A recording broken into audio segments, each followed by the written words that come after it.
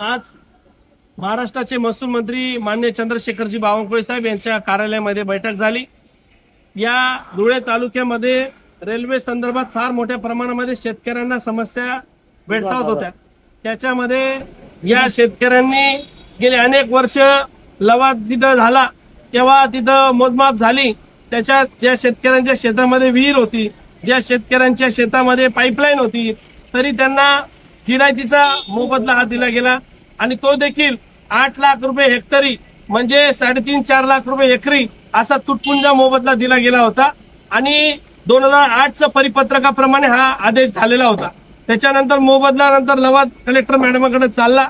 त्याच्यामध्ये सुद्धा अनेक प्रकारचे व्हेरिएशन तिथे अडचणी तिथे निर्माण झाल्या होत्या आणि म्हणून आज धुळे तालुक्यातल्या शेतकऱ्यांच्या संदर्भामध्ये आज महसूल मंत्र्यांनी बैठक घेतली व 2013च्या भूसंपादन ऍक्ट प्रमाणे ज्या ज्या अटी व शर्ती आहेत त्या एक एक केस याच्यामध्ये त्या प्रमाणामध्ये दिलेली आहे का नाही हे देण्याचं तिथं चेक करण्याचा आदेश आज तिथे देण्यात आला। हा फार मोठा दिलासा आमच्या धुळे तालुक्यातल्या शेतकरी राजाला तिथं होणार आहे। त्यामुळे आम्ही या भारतीय जनता पार्टीचे सरकारचं मुख्यमंत्री महोदय आदरणीय देवेंद्रजी फडणवीस साहेबांचं व महसूल मंत्री आदरणीय चंद्रशेखरजी बावनकुळे साहेबांचं मी मोठ्या प्रमाणामध्ये तिथं अभिनंदन करतो, आभार देखील मानतो व हा विजय आज आमच्या तालुक्यातल्या शेतकऱ्यांच्या सर्वसामान्य लोकांचा लढ्याचा हा विजय आहे आणि त्यांना आज हा न्याय तिथं मिळालेला आहे। याच्याबद्दल आम्ही धन्यवाद मानतो। आमच्या धुळे तालुक्यातल्या 150 महसुली गावांना सिटी सर्वे लागू झाला पाहिजे याच्यासाठीची मागणी अनेक वर्षापासूनची लोकांची होती। लोक पाणीपट्टी देता, घरपट्टी देता, पण त्यांना सिटी सर्वेचा कुठल्याही प्रकारचा सीटीएसचा 7/12 नाही, सीटीएस नंबर नाही। त्याच्यामुळे कुठल्याही बँकेमध्ये गेल्याच्या नंतर ना त्यांना हक्काचा घराचा उतारा नसल्यामुळे त्यांना योग्य मोबदला तिथं मिळत नाही, त्यामुळे कर्ज उपलब्ध व्हायला तिथं अडचण निर्माण होते। 77 गावं आमच्या तालुक्यामध्ये आहेत। त्या 77 गावांमध्ये 1980 साली सिटी सर्वे लागू झाला, नंतर गावांचा वाढ विस्तार झाला, गावं विस्तारली, त्याच्यानंतर ना नवीन सिटी सर्वे लागू झाला नाही, नवीन ड्रोन सर्वे पण झाला नाही।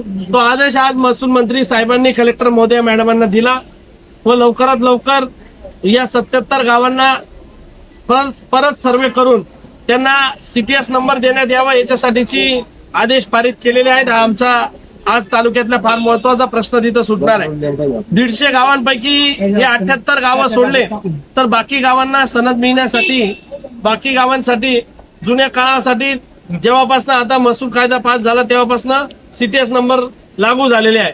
म्हणजे असे आमचा पूर्ण तालुका तिथं सीटीएसओ ला लागणार आहे। जे महानगरपालिकेमध्ये 13 गावं हद्दवाढीमध्ये गेलेले आहेत त्या 13 गावांना सुद्धा आमच्या सीटीएस नंबर सीटीएसओ लागू झाला पाहिजे।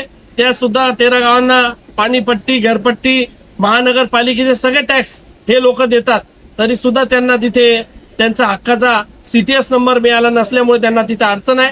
तर आदरणीय महसूल मंत्र्यांनी तो देखील आदेश आज तिथे केलेला आहे की येणाऱ्या 15 दिवसाच्या आत तिथं सर्वे करावा याच्यासाठीचा आदेश तिथे प्राप्त झालेला आहे। त्या बैठकीमध्ये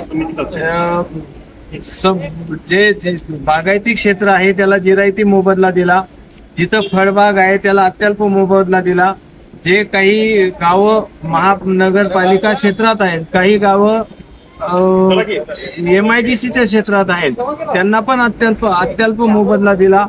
अशा गावांना स्क्वेअर मीटरने मोबदला मिळावा।